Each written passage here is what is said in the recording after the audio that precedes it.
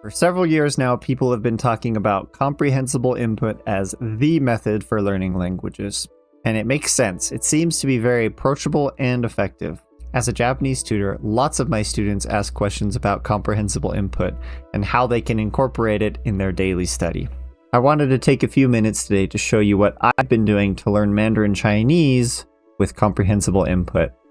Hopefully you can get some good ideas on what you can be doing in your own study. The first thing you need for comprehensible input is a small foundation to build on top of. For me, I've been doing more traditional study methods of going through a textbook, particularly the HSK series, along with using an app called Hello Chinese. It's very similar to Duolingo, but I find it to be a lot more effective.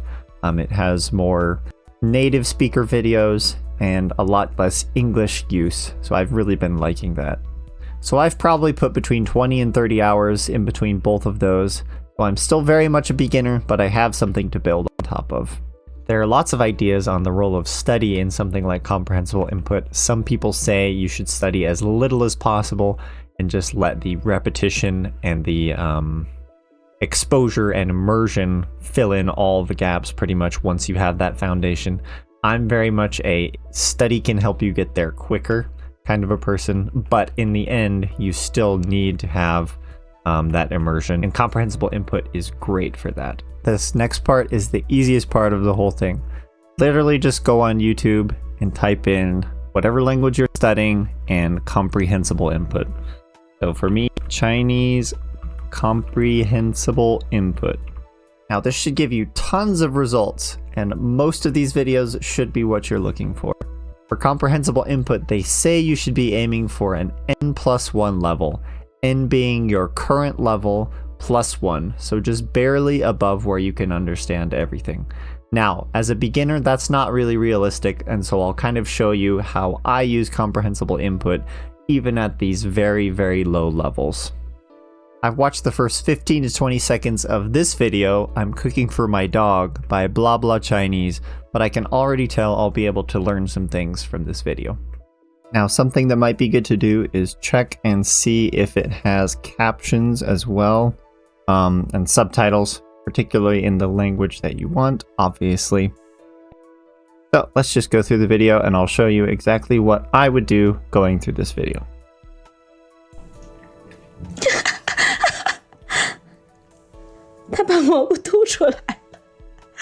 Okay, so here's a good example of something I do not know. I recognize a kanji or two here. Something was completed. That's about it. So, in the beginning, intermediate levels, you need to be okay with sentences like this. I don't know enough to be able to understand this, so we're just gonna ignore it and move on. There will be sentences that I run into that will be a lot more simple and will be easier to understand, but it's crucial to not get caught up. I mean, I could look up each and every single one of these words and grammars and it would take a lot of time, but with comprehensible input, we can just ignore this kind of stuff. So this is not comprehensible, but there's gonna be stuff that is comprehensible. So listening to this can help, obviously, get used to how it sounds and things like that, but never be afraid to just kind of skip over stuff you don't quite understand. Hello, hello. Okay, hello, hello. These are characters I don't know. I could put these down. I assume this is just hello, hello. I did not know that you could do this in Chinese, but I guess you can. So, I guess they also say haro like they do in Japanese, but hello, hello. 今天我们来做饭。 Okay. 今天我们来做饭. So I actually don't know what this 做 is. I know this 饭 is, this is the han from gohan. So, as you're just learning Japanese and Chinese, if you don't have a kanji background, this can obviously be a little bit harder. But going from Japanese to Chinese can kind of be like going from English to Spanish or something that's a little closer. So, for example, I can tell that this is the kanji for rice, but I don't know what this one in front of it is. So, what I do is I take those subtitles and I download them. So I can get the link from this video And then I can go to a website like this. This one's called NoteGPT. This one's for free. You can download the subtitles from the video. So I put in that link, generate subtitles, and here we go. So now I'm going to download this as a text file, and I'm going to put with timestamps so it's just easier for me. So now I have the text of that video, which I can then use to look things up. So here's my phrase here at 9 seconds. 今天. And I'm not sure on the pronunciation there, so I'm going to double check that as I go through. So first things first, I'm going to double check it in Google Translate. Let's cook today. So I knew this was today. 今天. And then 我们, I knew this was we. 来做饭. 来做饭. This 来, I'm not sure what that is. I know 做 now is to make. So this 饭 is gohan or rice or food. But I assume 做饭 is going to be cooking. Yep, and there we go. Now, what is this 来? Okay, maybe will do. Like maybe in the future. Seems like, what if I take out this today we are cooking? Okay, so it seems like that's what this 来 is. So not lie, but 来. 今天我们来做饭. Let's cook today. Or today we will cook. Or let's cook. Maybe that 来 means let's. So, alright, I have a couple questions, but I kind of know what's going on in this sentence. So I'm curious, I want to look it up. If you don't feel like looking it up, that's fine. You're probably going to run into it again. So I am all for using AI, but use it as a tool, not as a solve-all. It can cause problems, and I have seen AI straight up lie to me, asking it questions about stuff. So use it as a tool to kind of double check things, and never just say, translate this for me or do this thing and trust it 100%, but it can kind of be good as a partner to converse with, right? So for example, I can say, break down this sentence and the meaning of each piece. And I can, 今天我们来做饭.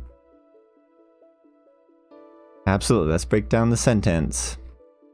今天我们来做饭. Today we come to cook food. Okay, so going to, that's what that 来 means. In Japanese, that's kuru, so something comes to a place. And it looks like literally we come to cook food. But that's how you say it in Chinese, I guess. We are going to cook food. So let's take a look at this 来. Literally to come. In this context is used as a modal verb, similar to saying let's or we're going to. And since we have a 我们, that means we. 我们来, sorry, 我们来. I'm working on my tones in Chinese. So whenever I see this 来, now I know that's like we are going to. We haven't done it yet, but we are going to do it. And then 做饭 looks like making rice, making food. So, cool. That's all I need to do for this sentence. Now, I'm betting we're going to run into some of these phrases again. So let's go back to our video. 做饭 I assume this is laughing. That's my guess, but that's the thing about comprehensible input. I'm just going to pick this up and assume that's what it means. And as I continue to see this, I'm going to see if it means that in all contexts, and that idea might change as we go forward, which is fine. I don't always have to translate it in my head. I just have to think about that. Okay, in this situation, that's what's going on. 做狗饭给我的狗做饭 Okay, so I'm not 100% sure on the sentence, but I have about 80% of it down. So 做 is that same, I believe that's the same that we were using for make food. 做饭. Yep, so it looks like make. Here we've got make, and then I know this one is dog, 狗, 狗. So 做狗饭. So 狗 is dog, Fang is food. So I assume that's how you say dog food. I don't really know, but we're going to double check that.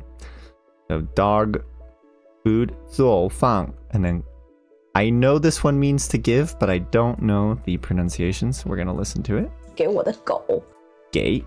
Is that a gate? I'm going to double check the accent on that. 做饭 or 做狗. Ah, sorry. This is a language. I'm still learning it. So, 做狗饭做狗饭给我的狗做饭 Okay, so this means to give, and then my 我的狗做饭 做饭 So we have to make again. So anyways, I'm not expecting you to know this, but this is just kind of me studying and breaking this down. So now I'm going to ask questions about this. Going to look up exactly the tone on this one because I'm not 100% sure. It sounded kind of like g, but 做狗饭给我的狗做饭 g or yeah, I don't know. So I'm going to look it up. So let's take it up. Get our sentence here. 做饭 Break it down in Google Translate. Now, this is somewhat a no-no, but it's somewhat okay. You do want to double check these things with other sources as well. But a lot of times, it's going to make sense. So, make dog food for my dog. Okay, so we had make dog food, right? And then to give, probably, to give to my dog, right? So let's go ahead and double check this. Okay, so once again, we're using multiple resources to make sure we are getting the meaning and getting this properly down. So we have 做, once again, making. That's what I learned today. Now I'm running into it again. We are reinforcing that, which is something else comprehensible input is really good at if you stay on the same subject. So 做, to make, to do, to cook. And then 狗饭. So once again, dog food. Looks like I was right with the dog food. 狗饭. And then 做狗饭, to make dog food. So those three together. And then 给. So I was right on the tone there. We have the, I forget if that's the second or third tone. I forget the numbers, but the one that goes down and up. So 给, to give to or for someone. So it's not just to give when you're doing an action for someone. Okay, that's something I didn't know. So when you do an action and then you use 给, and then another object or person or dog here, that means do an action for that thing or for that object, or in this case, dog. And then 我的狗做饭. So making dog food for my dog, or making it. Yeah. Cook dog food for my dog. So cool. I learned something. There you go. 我的狗在这里在这里它让我 Okay, now here we go. 我的狗在这里. So this 在 is something I do know is 这里. I'm going to have to listen to that again to get the tones correct. But 我的狗 means my dog. 在 means exists or is somewhere. So 这里. I'm going to look up that one to make sure I get the tone right, but let's listen. 我的狗在这里在这里. 在这里. So it sounds to me like 在这里, but I will double check that. So let's go ahead and get into our thing here. Okay. 这里. So it looks like here. That's what I guessed because she was saying my dog is or my dog exists, and then she was pointing the camera down. So this is something you wouldn't even have to look up and you would probably be able to tell what this means. So 我的狗在这里. 它在这里它让我跟它玩 Okay. Way too much I don't know what's going on there. So once again, we ignore that. 我做狗饭需要什么呢 Okay. So I know some of this. 我造狗饭.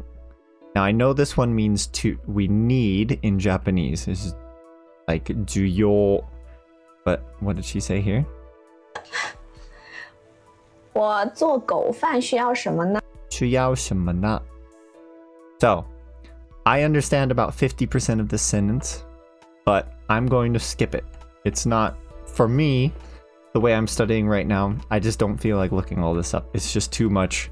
And whenever you do that with comprehensible input, it's okay to just skip it. Listen to it and pick up little pieces if you can get it.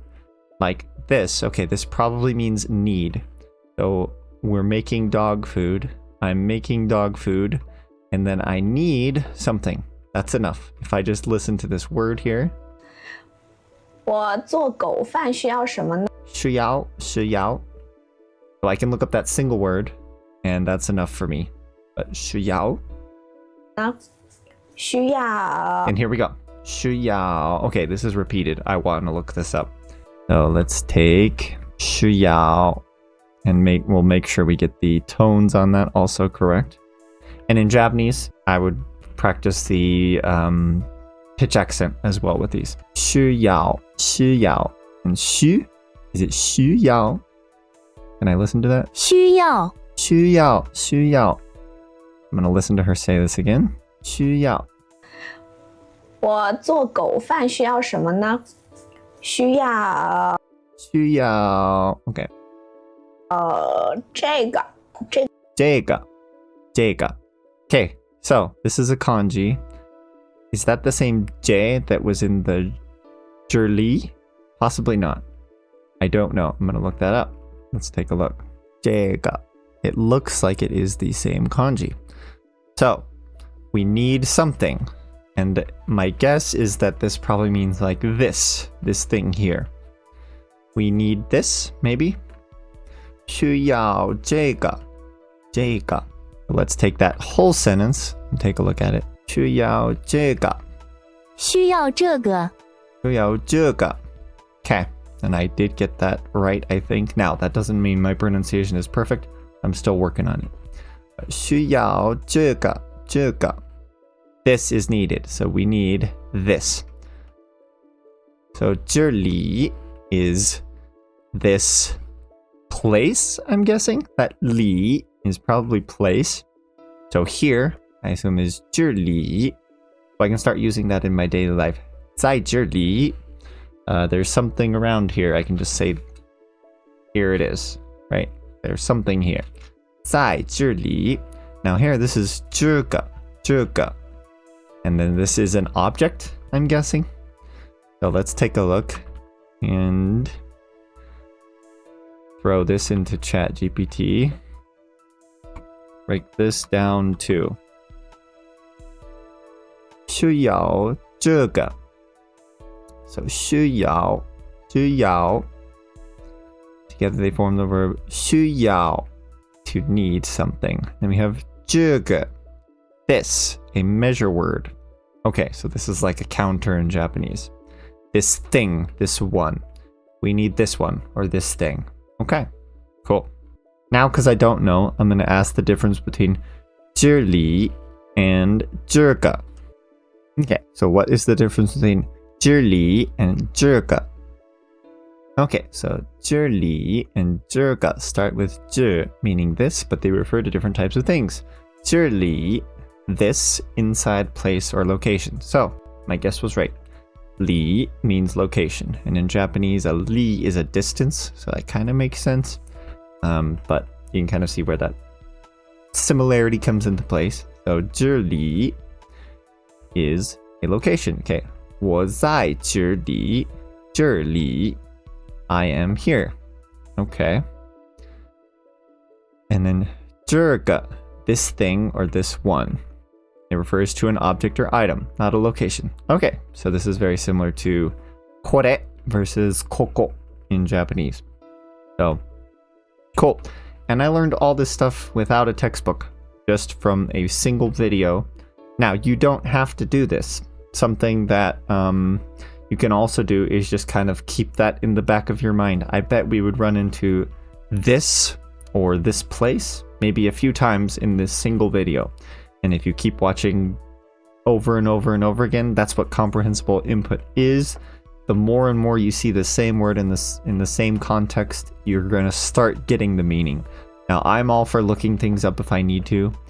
Like, how many times would I have needed to hear that before I understood exactly what it was?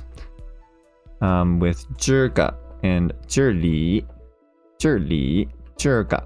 Still working on my pronunciation. But anyways, so we'll go back, listen to this again. 做狗饭需要什么呢？需要这个。需要这个. Now, earlier I think she said jur, more of a jur, and now she's saying j. To me, that sounds a little different. That might be something I just want to keep in the back of my mind. Maybe sometimes you can say j instead of jur. Or if, I don't know if it's like a dialect or something, but either way. 需要这个. 需要这个. So we need this. Now I don't know what this is. I bet she's going to say what it is. 这个是卷心菜，他说。Okay, 这个是. So we just did 这个. We know what 这个, that means this thing. 这个是。Now 是 is how we say is. So this is word I don't know.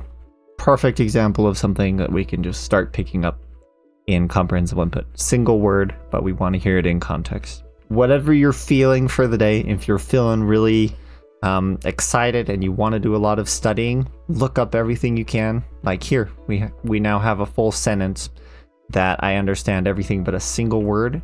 I could just leave that single word there, and by watching lots of videos with not lettuce, looks like this is a cabbage. With cabbage in it, I would be able to pick up this word. But I could also look this up, make things a little bit quicker, and make sure I get the tones correct and things like that. So that's the thing about comprehensible input, is never push yourself too hard, but always make sure you're getting that input in. And ideally we're always going to be at that 80 to 90% range where we understand 80 to 90% of the sentence. But like I was showing you here, we can just ignore stuff that we don't completely get. If we feel like looking it up and breaking it down, that's totally fine, but we don't have to. So we can just use the tools that we have to break stuff down. And now, I've learned a couple words here. I've already seen a word that I learned in this video here being used again. So 这个是, that's how we say this is something. I've never used that before. So, but that's a little sneak peek of what I do for comprehensible input. I'm very curious to hear your experiences with comprehensible input, what you've liked to do. Like I mentioned before, it's really hard to find something that is exactly at that 80 to 90% level unless you're like in a program that is specifically built for comprehensible input, but there's not a lot of those. So this is kind of my system that's really been working for me. And as you can see, you can kind of pick up little things here and there. Another thing I kind of like to do as kind of a cheat to see if I'm pronouncing things correctly. Now, this isn't going to be 100% accurate, but until I find myself a teacher, which might be soon, until I find myself a teacher, this is a good way to see if I'm pronouncing things correctly, because I can speak into my microphone, and with the tones, I'm pretty sure that Windows is not going to pick it up unless my tones are correct in Chinese. So we can kind of play around with that with some of the phrases I've learned today, see how I do. So I'm going to show you a little bit of what that will look like practicing my pronunciation with something like dictation in Windows. 我的狗在这里. Hey, looks good. Looks like my pronunciation is good. Oh, I should have stopped that. But looking at that, looks like I got 我的狗在这里. Let's practice another one. 需要这个. Okay, pronunciation on that word. I'm not quite getting. So let's fix that. 需要这个. Okay, there we go. Good. 需要这个. 需要这个. 需要这个. Cool. sounds good. I think I got the tones right on that. That does not mean I sound very good, but at the very least, I'm getting those tones, which are very crucial in Chinese. So this is my current method for kind of getting into comprehensible input stuff. It's not perfect. I've found it's kind of effective, and I like it, and that's the most important thing about any kind of language study. Make sure you like it, make sure it's interesting to you, and make sure you're enjoying it. Some days I'm going to be more intense with looking stuff up. Other days I'm just going to have something on in the background to listen to, and even then you'll start picking up little things, and kind of like how we saw earlier, those little things you're going to start seeing again and again and again and again, and those are the things that are really going to become ingrained. So I'd love to hear your ideas on this kind of a method. I'd love to hear what else you're doing for comprehensible input. So please give me some of those ideas in the comments. If you found this video helpful, please like, subscribe, and hit that bell notification so you're notified of all of my uploads. Most of my content going forward is going to be very Japanese specific. There will be other videos like this just with language learning in general, but I'm still very much a Japanese focused channel. And an idea I've been kind of toying around with for another video would be doing something like this in Japanese, just saying like, okay, I've gotten through Genki chapter 3. How can I do this comprehensible input method with just that knowledge? Because even with just a little bit of a foundation, you can start doing this comprehensible input stuff. So let me know if that's something you're interested in. And I will see you around. Mata ne!